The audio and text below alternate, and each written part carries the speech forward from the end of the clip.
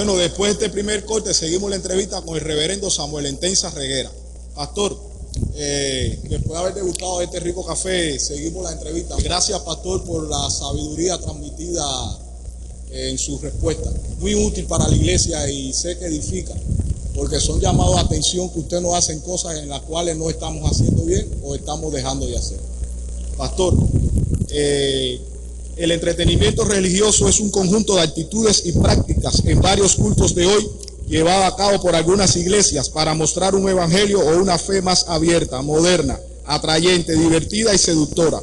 Hay quienes afirman que se acabaron los cultos monótonos y aburridos y enfatizan en el uso de la música, la danza y todo tipo de parafernalia para conectar con los feligreses, menoscabando la administración por medio del mensaje.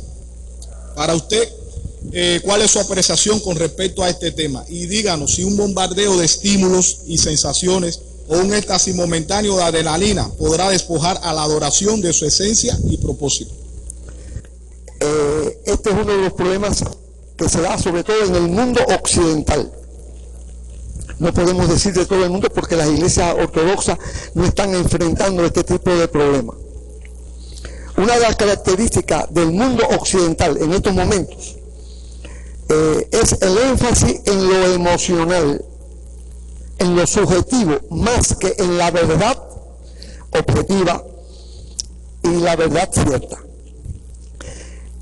O sea que el mundo occidental se caracteriza y cada día más por la búsqueda de experiencias emotivas, como tú mencionaste ahí la palabra adrenalina, que produzcan adrenalina en el cuerpo para así sentir una experiencia profunda, muy conmocionante.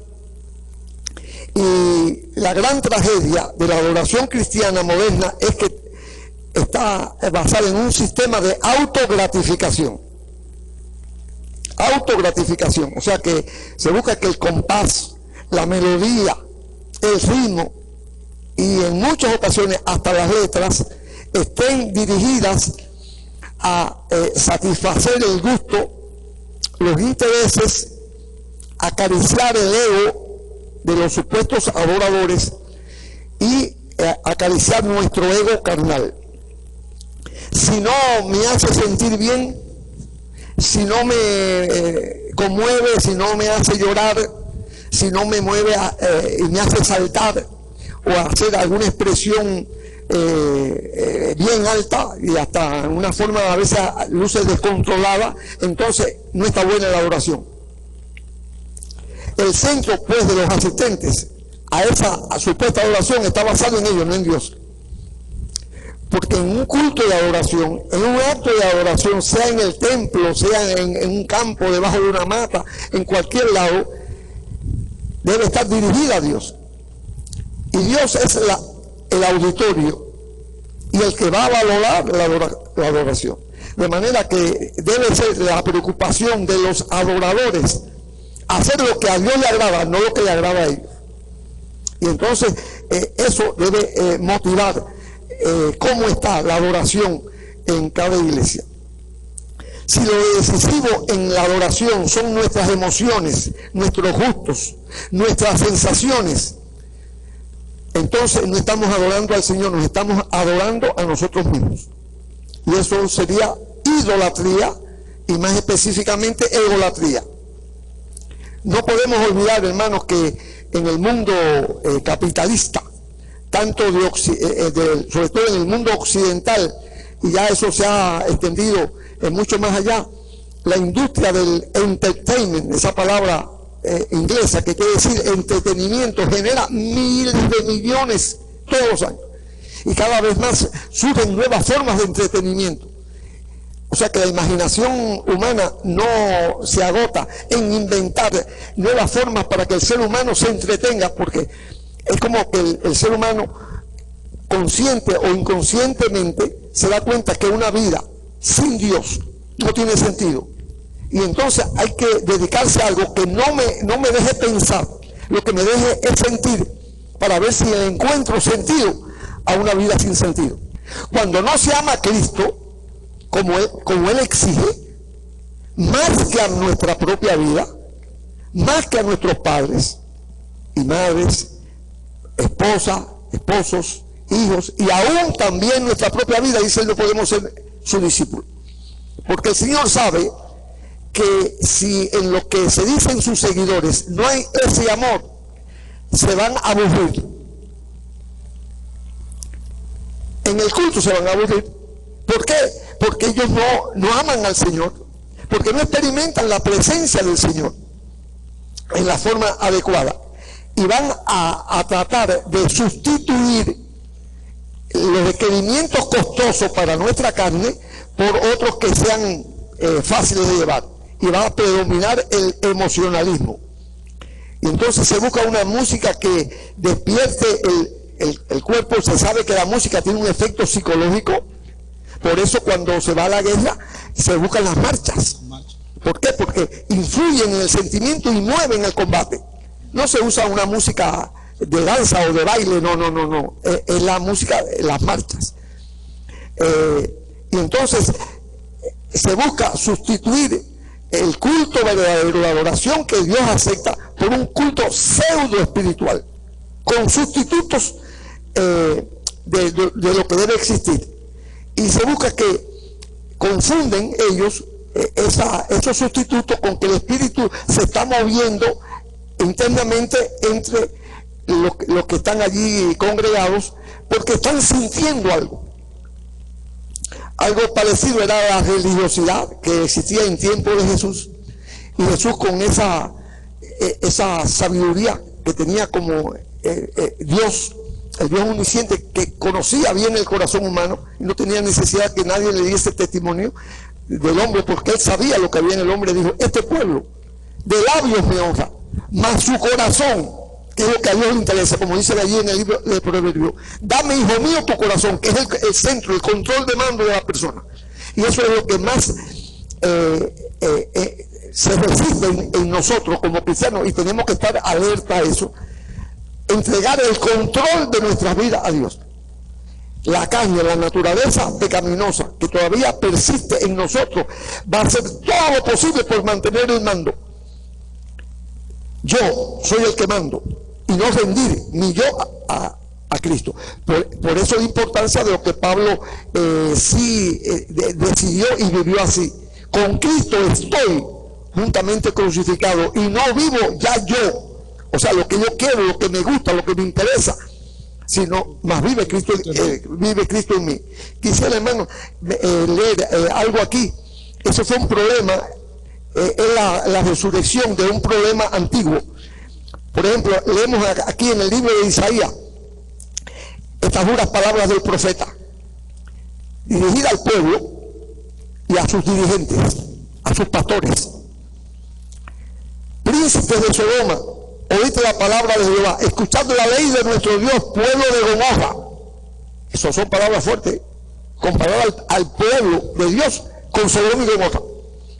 ¿Para qué me sirve, dice Jehová, la multitud de vuestros sacrificios? Hastiado estoy de holocausto, de carnero y de cebo de animales gordos. No quiero sangre de bueyes, ni de ovejas, ni de machos cabríos. ¿Quién demanda esto de vuestras manos cuando venís a presentaros delante de mí para hollar mis atrios? O sea, que cuando entraban a la casa de Dios, lo que hacían, cuando ponían el pie adentro de la casa de Dios, estaban ahollando a la casa de Dios. No me traigáis más vana ofrenda. El incienso me es abominación. Luna nueva y día de reposo, el convocar asambleas, no lo puedo sufrir. Son iniquidad vuestras fiestas solemnes, o sea, las más serias, las más supuestamente espirituales. Dice el Señor: son iniquidad. Vuestras lunas nuevas y vuestras fiestas solemnes las tiene aborrecidas mi alma. Me son gravosas. Fíjate qué fuerte el lenguaje. Cansado estoy de soportarlas. Cuando extendáis vuestras manos, yo esconderé de vosotros el rostro. Asimismo, cuando multipliquéis la oración, yo no iré. Lavaos y limpiaos. Quitad la iniquidad de vuestras obras delante de mis ojos. Dejad de hacer lo malo. Aprended a hacer el bien. Buscad el juicio. Restituid al agraviado. Haced justicia al huérfano. Amparad a la viuda. Venid luego, dice Jehová, y estemos a cuenta. Si vuestros pecados fueren como la grana, como la nieve, serán emblanquecidos. si fueren rojos como el carmesí, vendrán a ser como blanca lana. Y a través del profeta Amós, Dios le dijo también a ese pueblo: aborrecí, estoy leyendo ahora en Amós capítulo 5, el versículo 21, aborrecí, abominé vuestras solemnidades y no me complaceré en vuestras. Versículo 23, quita de mí la multitud de tus cantares, pues no escucharé la salmodia de tus instrumentos. Y mira lo que ahora Dios exige: pero corra el juicio como aguas, o sea, la valoración exacta, justa, conforme a la ley, pero corre el juicio como las aguas y la justicia como impetuoso arroyo. En ninguna de las predicaciones de los apóstoles que vemos en el Nuevo Testamento hubo ningún devocional. Ahí no había música. En Pentecostés, que es cuando surge la iglesia, que por el ruido que se produjo sobrenatural, que Dios lo provocó para llamar la atención de los miles y miles de judíos que estaban ahí para la fiesta y se reunieran, ellos dijeron, esa gente, cuando oyeron hablar en lengua a los que estaban allí reunidos en el aposento, están borrachos. Y Pedro entonces sale y dice: no, eso no están borrachos, es el cumplimiento de la profecía de Joel, lleno del Espíritu Santo. Y entonces predica ese sermón de Pentecostés. Y al final dice, cuando él va llegando y los acusa de haber matado a Cristo, dice: ustedes quitaron la vida al Hijo de Dios, pero a ese que ustedes mataron, Dios lo ha hecho Señor y Cristo. Dice que al oír eso se compungieron de corazón. Y entonces le preguntó a Pedro, la multitud le preguntó a Pedro: hermanos, ¿qué haremos? Y entonces Pedro dice: arrepentidos. Y ese día los que recibieron la palabra, dice allí, fueron como 3,000 personas, hombres, sin contar las mujeres. Pero a los pocos días, en ocasión de que Pedro y Juan fueron al templo, y Pedro es el que sana al cojo que estaba allí a la entrada de la puerta de la Hermosa, él hace otra predicación porque se reunió una multitud, y dice la palabra que se convirtieron como 5,000 hombres. O sea que en cuestión de 8 días, unos días solamente, más de 8,000 personas se convirtieron y fueron añadidas a la iglesia. ¿Por qué? Porque no necesitaban de ninguna parafernalia, esa palabra que tú hiciste para un culto. No, era predicar al rojo vivo ahí, con la unción del Espíritu de Dios. Pero cuando eso no existe, entonces se quiere sustituir la presencia del Espíritu en personas que están comprometidas en la obediencia radical a Dios con otros sustitutos. Dios jamás va a aceptar eso, porque Dios está buscando a adoradores que le adoren en espíritu y en verdad. Pastor, el fenómeno de la emigración es un tema de actualidad nacional. El mismo ha afectado todas las áreas de la sociedad cubana. En nuestras congregaciones hemos experimentado, hemos visto, hay que decirlo así, un éxodo de hermanos que emigran por razones fundamentalmente económicas. Para usted, ¿cómo este fenómeno está afectando a la iglesia cubana y más aún el éxodo o la partida de varios pastores que emigran? Sin duda, la iglesia evangélica cubana ha sufrido por ese éxodo, porque se han ido cientos de miles. Entonces, si esa cantidad de creyentes estuviera aquí, ese número tendría una influencia y un peso específico bastante grande, por su profesión, por su fe cristiana, por la asistencia a los templos, por lo que podían hacer. Y muchos de esos hermanos que se fueron, que eran capaces, maestros, eran músicos, etcétera, profesionales y demás. Ahora, para mí el daño mayor es cuando se va un pastor. ¿Por qué? Por lo siguiente, hermano.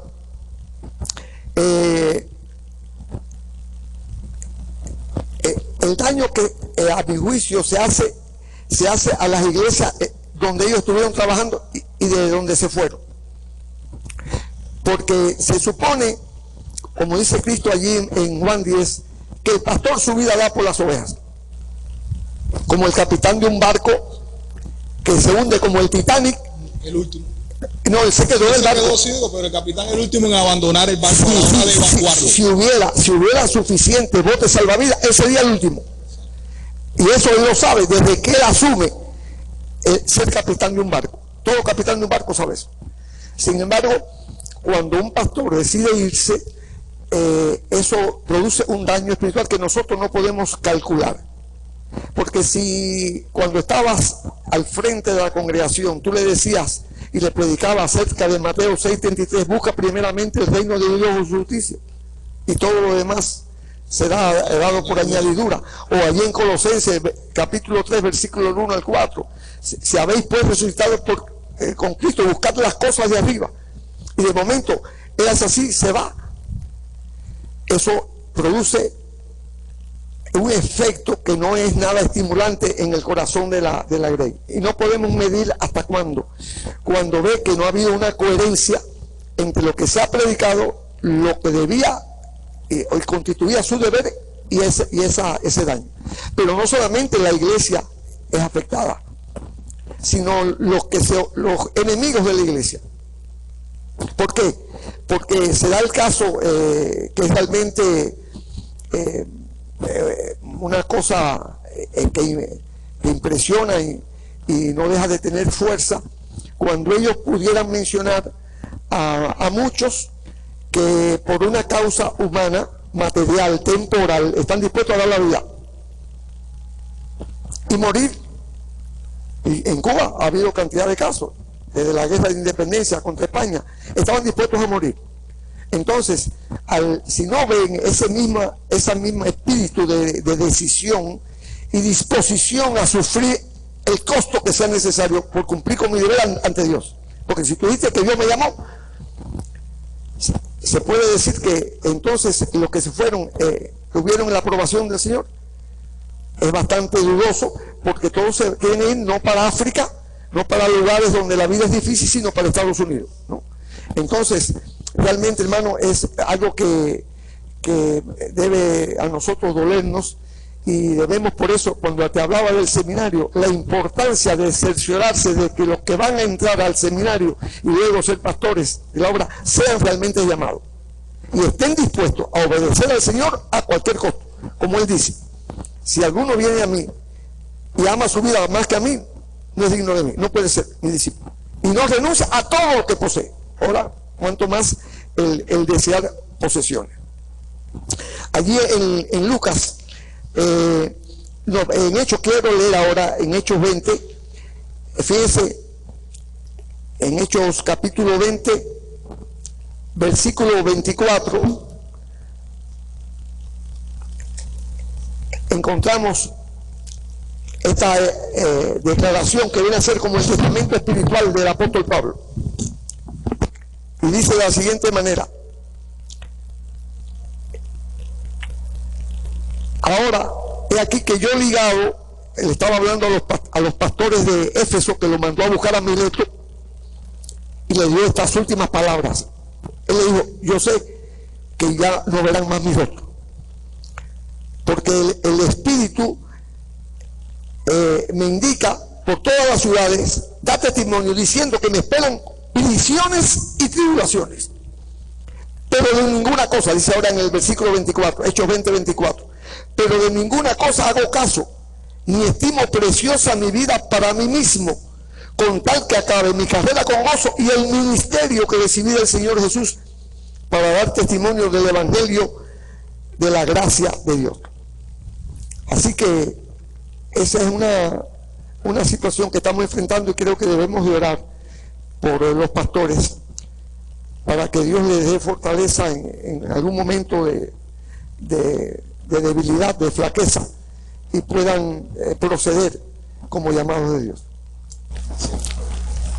Pastor, se estará repitiendo en nuestra comunidad cristiana aquello vivido por Pablo allá en los inicios de la iglesia, aquello de que si yo soy de Pablo, yo soy de Apolo, yo soy de Cefa, yo soy de Cristo.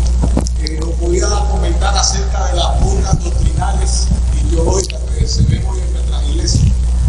Sí, el mundo, hermano, en el que vivimos es una Babel de ideologías,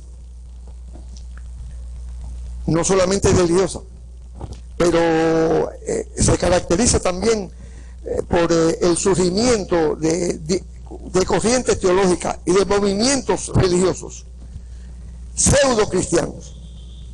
Entonces, la iglesia evangélica en Cuba está sintiendo también y sufriendo los efectos de esas diversas corrientes que se mueven. Algunas son totalmente heréticas y otras son pseudo cristianas. Uno de los peligros que está amenazando a la iglesia cubana, como amenazó a la iglesia del primer siglo, es la unidad doctrinal. Eso es importante. Cuando vamos ahí al libro de los Hechos, se nos habla en el capítulo 2 la vida de la iglesia, de esa iglesia primera del primer siglo, y te darás cuenta que yo nunca la llamo iglesia primitiva. No, esa no es la iglesia primitiva. Primitivas son las iglesias nuestras, o la mayoría de iglesias nuestras. Primitivo es lo que no está acabado, es lo que está tosco, es lo que le falta. Perfección. No, esa iglesia era perfecta. Y nos dice allí la palabra, hablando de la vida de los primeros cristianos, todos los que habían creído estaban juntos y perseveraban unánimes cada día en el templo, partiendo el pan en las casas, comían juntos con alegría y sencillez de corazón, alabando a Dios y teniendo favor con todo el pueblo. Y el Señor añadía cada día a la iglesia los que habían de ser salvos. Y dice también aquí en el capítulo 2 que ellos perseveraban en la doctrina de los apóstoles. Entonces, una de las doctrinas que en la Convención Bautista de Cuba Occidental ya ha hecho un efecto negativo en cuanto a la unidad es la extensión de la doctrina o de la teología calvinista. En esta última asamblea estuvo a punto de dividirse ahora Batuta Occidental. Sí, porque ellos dijeron, amenazaron todos los que están dentro de esa corriente, que si presentaban eso a la asamblea, ellos iban a formar una convención aparte. Nuestra obra, dentro de nuestra obra tenemos unos cuantos pastores también que son de tendencia calvinista, pero no solamente está la influencia de la tendencia calvinista, que es para mí la que tiene más fuerza en estos momentos, sino que está también la influencia del movimiento apostólico, el movimiento carismático o carismaniático, como yo le llamo, que es el que tiene que ver con toda esa, el entretenimiento religioso y la pseudo adoración. Entonces, todo eso está afectando. Y creo que lo que haría falta es que la dirección de la obra fuera más firme al tratar estos asuntos y tomar las medidas correspondientes, y los que estén al frente con las responsabilidades de la dirección dispuestos a enfrentar problemas que necesariamente tendrán que surgir, pero postergar la solución de un problema no lo soluciona, más bien puede agravarlo. Entonces, para usted urge ahora mismo atacar ese problema. Sí, yo creo que es importante para la obra, para cualquier obra, como parte de su identidad y para su unidad, que haya una unidad de doctrina. En eso, sí, nosotros tenemos que reconocer que, por ejemplo, los testigos de Jehová y los adventistas no tienen ese problema. Un testigo de Jehová, aquí en Santiago de Cuba, o si está en la China, o si está en América del Sur, o en Estados Unidos, va a predicar lo mismo. Su misma doctrina. Sí, porque ellos aprenden lo que le editan desde la Watchtower, desde los Estados Unidos, los que están al frente, y ellos tienen que repetir eso. Ellos no pueden darse la libertad de tener libre interpretación, ellos tienen que predicar eso. Y eso, esa unidad de criterio es uno de los elementos que hacen que ellos hayan sido los que más han crecido durante todo este tiempo, desde el 59 para acá, en Cuba. Uno de los factores es la disposición a sufrir, número uno, y la segunda, tener unidad doctrinal. Una denominación o una institución que no tenga una firmeza de doctrina no podrá permanecer sin problema mucho tiempo. ¿Cree que exista algún vínculo entre la política y la fe cristiana? Creo que sí, porque debo decir que para mí la fe cristiana y la vida cristiana tiene que ver con el ser humano integral, no solamente con su alma o su espíritu, sino con todo su ser, con todo el ser. De manera que no es solamente el preocuparnos por el más allá, sino también por el cuerpo del ser humano, de la persona salvada, por su vida integral, sus relaciones interpersonales y por el más acá. A veces se piensa que la vida cristiana está desligada del mundo en que vive la iglesia. La iglesia, desde que salió de Jerusalén, la primera iglesia en Antioquía, ya dejó de vivir en un contexto donde se creía en el Dios verdadero, el Dios vivo, y venía a ser una isla en medio de un mar de paganismo. En ese caso, las relaciones sociales no eran las adecuadas, ¿no? Pero Jesucristo, que es el maestro, él sí ministró en una forma integral del ser humano. Y él dijo, no solo de pan vive el hombre, sino de toda palabra que sale de la boca de Dios. Él no niega la necesidad del pan. Y cuando está hablando del pan, no es que el pan que nos venden o nos dejan de vender en la panadería, sino lo que representa el alimento, el sostén del ser humano. No solamente de eso vivo, de lo material, pero es importante. Y entonces lo enfatiza en el Padre Nuestro, donde Él nos enseña a orar diciendo, el pan nuestro de cada día, dánoslo hoy. No es pan mío. Cada vez que hacemos esa oración, lo tenemos que hacer con conciencia de la comunidad a la que pertenecemos, que es la iglesia. Jesús no dirigió su acción ministerial dirigida solamente al alma de las personas, sino, como yo dije anteriormente, de una manera integral. Por ejemplo, en el caso del endemoniado Gadareno, Jesús lo liberó cuando él no podía hacer uso de su mente. Y en Lucas, en el capítulo 8, Lucas 8, 35, vemos este texto tan hermoso, que dice así, y salieron los que vivían allí en Gadara, porque como perdieron 2,000 puercos, eso afectó sus intereses materiales. Pero para Jesús era más importante el ser humano que los 2,000 puercos. Y dice que salieron a ver lo que había sucedido, o sea, los que vivían en los contornos, y vinieron a Jesús y hallaron al hombre de quien habían salido los demonios sentado a los pies de Jesús, vestido y en su cabal juicio. O sea que Jesús los restauró, lo liberó y los restauró a un estado normal, en su cabal juicio. Hay iglesias, la ha habido en el pasado, las hay todavía en el presente, no solamente fuera de Cuba, sino aún en Cuba, que entienden que la misión de la iglesia debe estar dirigida solamente a lo espiritual, entendiendo lo espiritual el alma o el espíritu. Hay otras iglesias que se dieron cuenta del énfasis que en el evangelio se hace a lo social, y surgió el llamado evangelio social, que hacía énfasis en ese aspecto. Posteriormente, en América Latina, surgió la llamada teología de la liberación. Surgió aquí en América Latina, que se caracteriza por considerar que el evangelio exige la opción primera por los pobres.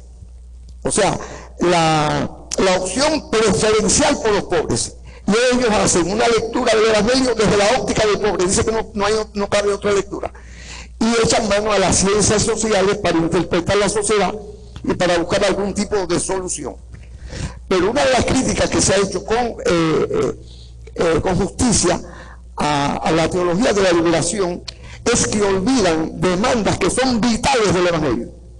O sea que lo que enseñan es como una sinfonía inconclusa del evangelio, porque entonces enfatizan solamente lo material, el asunto económico, el asunto social, el asunto político, pero no hacen énfasis, por ejemplo, en el arrepentimiento, la confesión, el pedir y el creer en el perdón de los pecados, en la importancia de la santidad personal, la búsqueda de la presencia de Dios, el darle el valor necesario al cielo, que no es un escapismo, eso no es un invento para escaparse de los problemas, y en la realidad del infierno. Ellos no tocan esos temas.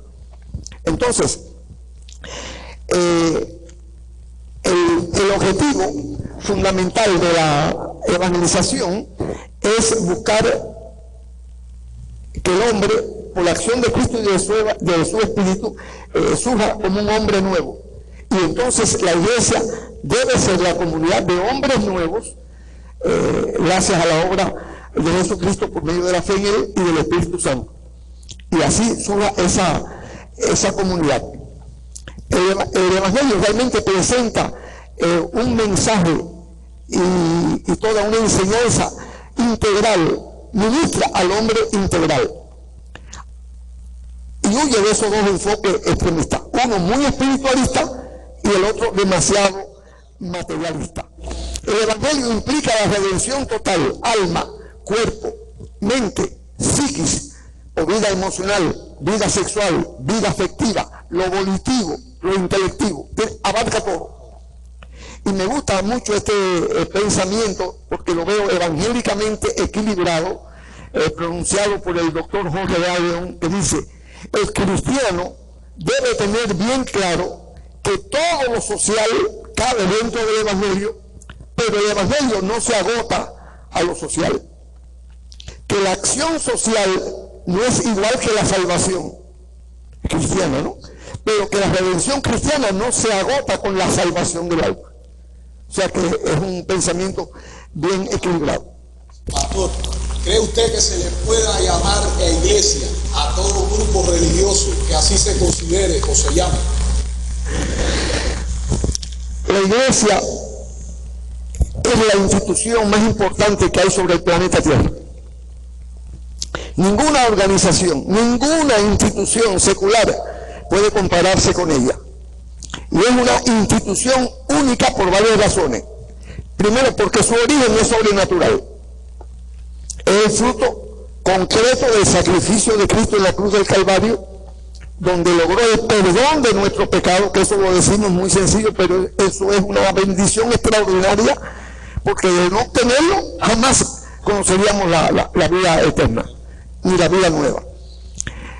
Allí murió el Dios hombre sobre la cruz del Calvario, y luego, en base a su sacrificio en Pentecostés, surge la iglesia con el descenso del Espíritu Santo al formar el cuerpo de Cristo, porque la comunidad de los creyentes forman el cuerpo de Cristo.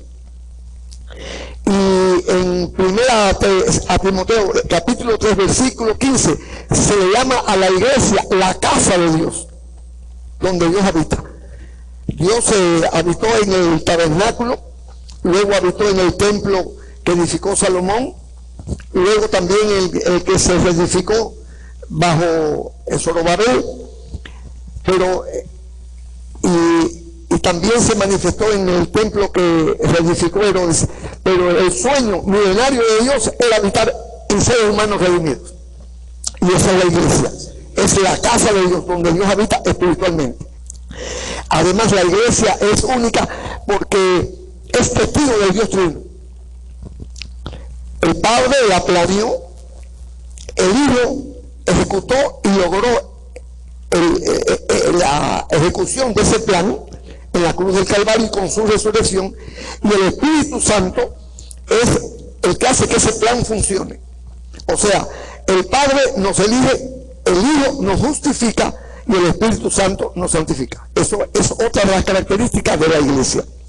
Y además, por su tarea, ya se lo mencionamos ahorita, única, de ser sal y luz, a través de la calidad de su vida y de la predicación correcta y fiel de lo que es el Evangelio de Jesucristo. Hay grupos, como tú mencionabas, se denominan a sí mismos iglesias, que son una iglesia, un grupo determinado, y el pueblo lo considera así porque hay una gran confusión entre la gente, y a veces entre los mismos cristianos, que identifican templo con iglesia y dicen vamos a la iglesia. No, vamos al templo. Es la iglesia la que se congrega en el templo. Pero además, una iglesia no es cualquier agrupación religiosa. La iglesia del Nuevo Testamento, que es la iglesia cristiana, ahí vemos los parámetros que debe llenar una comunidad que se denomina a sí mismo iglesia cristiana. Si no, será un grupo religioso que se parecerá más a una organización fraternal o a un club, pero jamás será iglesia. Hay un himno que yo quisiera leerlo, que se llama Que la iglesia sea la iglesia, compuesta por una hermana aquí, Kruger, de apellido Kruger, que lo compuso. Dice que la iglesia, la primera estrofa, que la iglesia sea la iglesia, es su misión profetizar, es arrojar la luz de Cristo al mundo y a la comunidad, es querer también servir y amor de Cristo compartir. La segunda estrofa, que la iglesia sea la iglesia, es su misión evangelizar, testificar a todo el mundo y con la vida predicar, es querer y obedecer y hasta la muerte fiel ser. La tercera estrofa, que la iglesia sea la iglesia, es su misión unificar, ser uno en él para que crean y así el mensaje al mundo dar, es querer también obrar y sobre todo es